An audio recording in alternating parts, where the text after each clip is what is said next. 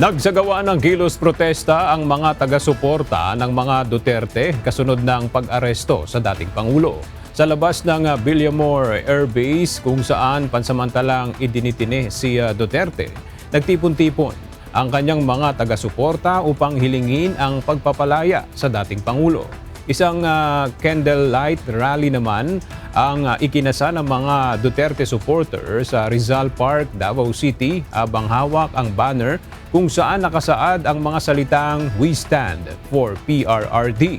Nagkilos protesta rin ang iba't ibang grupo sa Cotabato City, Tagum City, Iligan City, Bukidnon at Zamboanga, Sibugay upang magpakita ng pagsuporta sa mga Duterte.